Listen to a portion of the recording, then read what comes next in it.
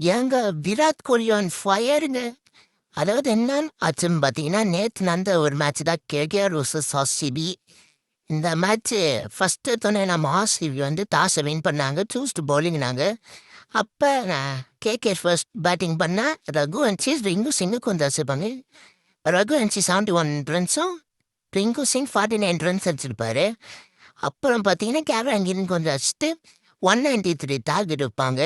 So இது chase பண்ண வந்த ஆர்சிபி ஃபர்ஸ்ட் எடுத்தவன் ஜாக்கப் பெத்தல் 15 அடிச்சிருப்பாரு. அப்புறம் விராட் கோலியே சொல்லவே தேவையில்ல, 100 ரன்ஸ் அடிச்சிருப்பாரு. அதுக்கப்புறம் தேவட் படிக்கல் ஒரு 39 ரன்ஸ் அடிச்சிருப்பாரு. அப்புறம் வேறு யாருமே அடிக்கல. லாஸ்ட் இயருக்கு அடிச்சதுன்னு பார்த்தீங்கன்னா நம்ம விராட் கோலி நாட் அவுட்டில் அடிச்சிருப்பாரு.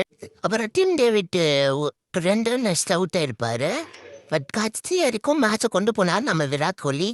லாஸ்ட்டாக நம்ம ஜிதேஷ் சர்மா ஒரு 2 ரன் அடிச்சுட்டு மேட்சை வின் பண்ணாங்க. ஸோ ஆக்சுவலாக நம்ம கிங் கோலிக்கு இது 9th செஞ்சுரி.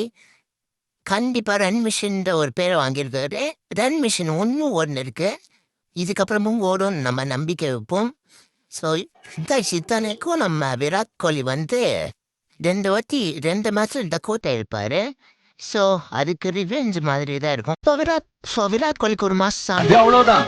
டைம் முடிஞ்சது. இந்த தேவா பத்தி தெரிஞ்சிருந்தோம்